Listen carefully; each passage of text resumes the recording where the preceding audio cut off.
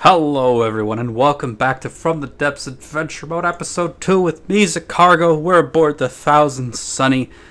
Don't believe your lying eyes. This is the real Thousand Sunny. Frankie ain't got shit on this. Here we are. We're still chilling in this resource zone and we've still got that huge freighter off. Now it looks like... Yeah, it looks like we're still alone. So I'm going to plop down a couple of these simple weapons, and then I'm going to put some ammo down. We probably only need one or two ammo barrels.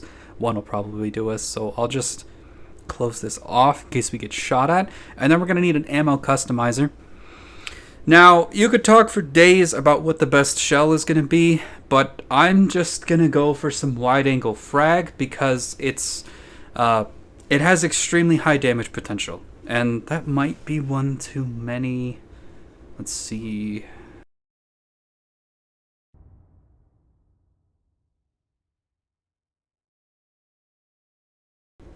I think it might be. I don't know. We'll try it. Set that up to 90. So if you don't know how frag shells work, frag shells have more fragments and do higher damage the wider their cone angle. So if you set this up to 180, the frag shells start scaling. Ah, shit. Yeah, it's too long. Okay. What if we just chop one of those off? Does that work? Yes, it works. Okay, wonderful. All right, beautiful. Yeah, so with frag shells, the wider the angle, the higher damage the frag. This means that you can't set the angle down to 1 degree and just make a super shotgun shell that blasts through everything. Well, you can, but it has to be a very, very large frag shell to do it. So yeah, those should be pretty cheap, and as long as they hit, they should definitely deal damage to anything that's made out of wood or just a little bit of metal. And I'm also going to go ahead and place some glass. I took a look at that thing in the last episode, and I didn't see too many guns. So I think, honestly, with some repair bots and like a single layer of glass, we should probably be okay. So, yeah, with our guns in place and our protective shield of glass, we've built ourselves a nice glass house to throw some stones from. Let's go! We're going to steal this guy's money. And, oh, I don't have any rudders. Alright, let's add some rudders. I guess I forgot to add the rudders. Alright. Now, how's our propulsion doing? We're at 8%. Our energy is definitely going down. And, oh boy, it is overtuned. Definitely overtuned. Set that down to like 2. Let's try now. Okay, it's looking like it's still a little bit strong. We're tilting up. What if I put it at 1.5-ish? Close enough.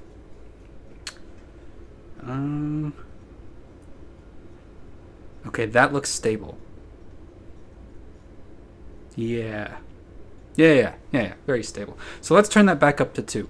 Now, if you are using an AI to control something, I definitely would make it so that the thing handles well on 100% thrust, because that's basically all the AI does.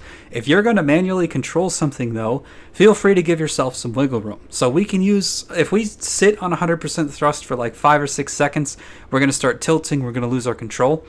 But we could burst up to 100% for, accelerating or decelerating. So might come in handy for dodging cram shots. Not entirely useful. The same sort of thing goes for rudders, honestly. If you're going to be manually controlling something, don't be afraid to add some extra rudder. Because you can really feather it and, control it with a lot more intention than the AI can. So, yeah, if you're designing something to be controlled by you, you can go wild with the controls and do whatever you want to. So yeah, we're going to leave it on 2. We just got to remember that we can't floor it and leave it floored. But we can burst up to 100 if we need to. Let's check our range. We're still kind of out of range. Did that just shoot off my resource gatherers? How rude. Alright, let's see here. Yep. Shots are landing. I'm not 100% sure where those guns are. I think they are up on that like side ridge. like 60% vertically on the craft. Yeah. Okay, so there's like an upper back deck, and they're on the side of that. So we'll just kind of fire there. This thing's kind of speedy. Looks like it's got jets propelling it. Maybe we want to aim for the jets.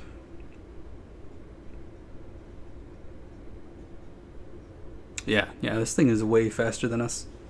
7 meters faster. We need to take out at least one of those jets, or maybe we could damage the engines. Not sure where the engines are on that thing. Just because there's a smoke plume, that doesn't necessarily mean the engines are beneath that. But theoretically, if we keep firing, we'll hit something important. So I'm just going to fire in the direction of the jets and hope that I either break a jet or an engine. If we can take out... Honestly, if we can damage the engines or damage the jets, the thing should slow down and then we should be able to catch it. That's really all that matters. Something else has spawned.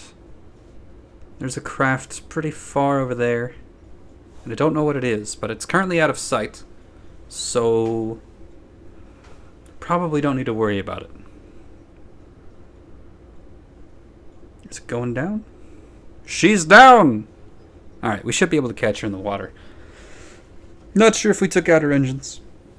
Maybe we just knocked her balance off. Anyway, it said in the tactical menu that this thing had about 350,000 resources. So I'm going to drop a couple of those down. And those are kind of expensive. So I'm just going to drop a couple pieces of metal in case it shoots directly at us. Hopefully it won't immediately break those. Although that's not a very... I'm not sure I'm very happy with that resource solution there. But, yeah, we'll have to worry about that later. For now, let's just keep using our little chase cannons here to close the distance and try to finish this thing off. Interestingly enough, I've been watching our resources a little bit as this fight goes on, and we're actually making money. And this is one of the things I like about these little casemate guns is if you make shells that use just gunpowder and they're like majority damage warhead, you can make resources by shooting at things.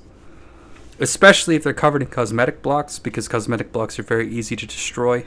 But also, like, if you hit an engine, or especially if you hit a turret, or if you hit just functional blocks of any kind, you make your money back on the shell, like 10 or 20 fold. So, yes, stay down. It's not staying down. Alright. Guess it wants to live. How selfish. Just give me your resources. You're already dead. Stop buying time for whatever that other thing is. It can't save you.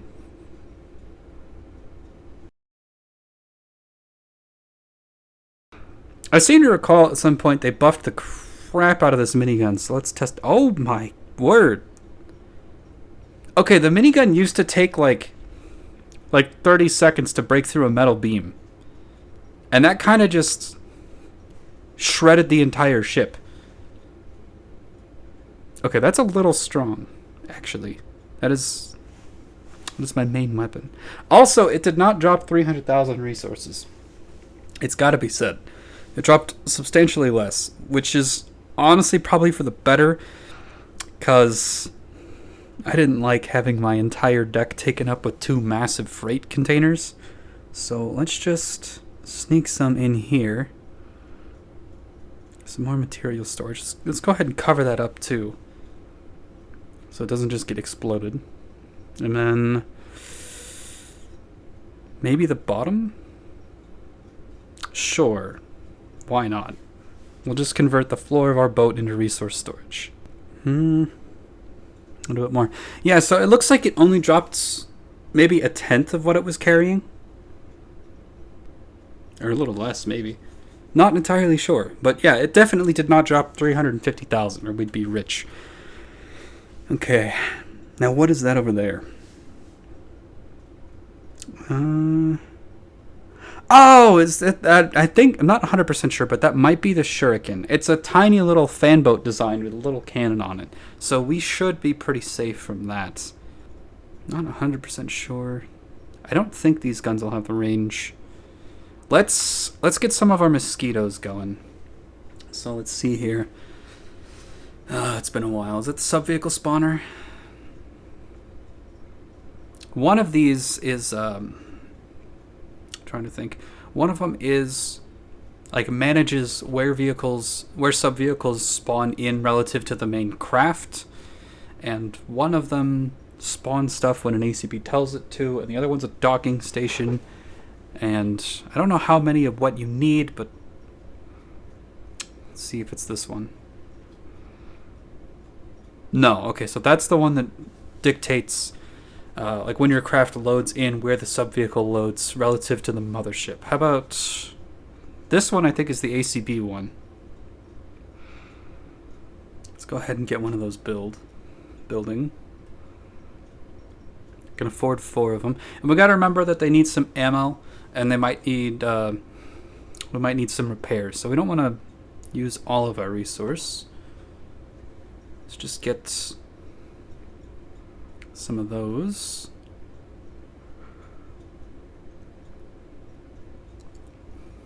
Enough to get it building. Keep filling this in, just as a nice little ablative layer.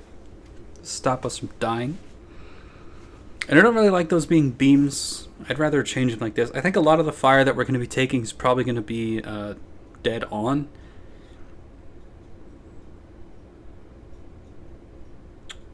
Just because if we actually want to take anything down, we're going to have to move towards it. So, yeah. Get ourselves a nice little walkway left. I wonder if I can walk through that, actually. It's pretty tight. I mean, it works. It's probably better that I leave it that way than not. But, oh well. Now, I really don't want these things to be at sea level. But, yeah. Might have to do some spin block shenanigans to get them at an angle from the ship. Let's see if we can get this working. Is this going to hold it like underwater? Yeah, no, that's not going to work. I've seen some crazy waves in this game, and I know that if we get crazy waves, there's no way in hell this is going to go anywhere. Thing already seems to be having... The Mosquito, it's got to be said, in the tests, it wasn't the most stable of ships, so it every once in a while, if it took like a small hit, or if it was against a really fast thing, it might get a little confused and drop pretty low into the water. So I'm a little concerned that some of our Mosquitoes might just fall into the ocean. Honestly, kind of been thinking that I need to update that design. I kind of stitched some stuff onto it last minute, and I'm not entirely sure that I'm overall happy with that, with those decisions. But yeah, we'll try. Anyway, it looks like this is currently upright, so I'll just edit that so that it's now being held mostly upright, and then flip it around. That should be able to hold a second Mosquito. And then let's go get another one building. And then have it dock. Wonderful. Set that to 40 degrees. Perfect. Yeah, that's just a block that we don't need that. And I don't like the position of that either. To be honest, I don't like where those resource gatherers are. But I need them for sure above water. So... Oh, I guess I never actually mentioned that. Yeah, those resource collectors don't actually work if they are below the water line. So you can't harvest a resource zone from underwater. Despite the fact that you're like drilling down into the resource zone or salvaging from the sea or whatever it's supposed to be. Apparently the resources are like only accessible from directly above the surface. Don't question it. It's fine. It looks like the PIDs from those are going to be constantly draining a little bit of power. So I'm just going to fiddle with them a little bit. What I'm going to do is I'm going to add a battery and an electric engine onto both of them. And then I'm going to have them siphon a little bit of electricity from the main craft so that they're not constantly draining some materials. Hopefully that should be able to sustain their little bits of thrust. And then, yeah, we're going to call that for this episode. So thank you very much for watching. I've been Zacargo, this has been fun, and I'll see you next time on the next From the Depths.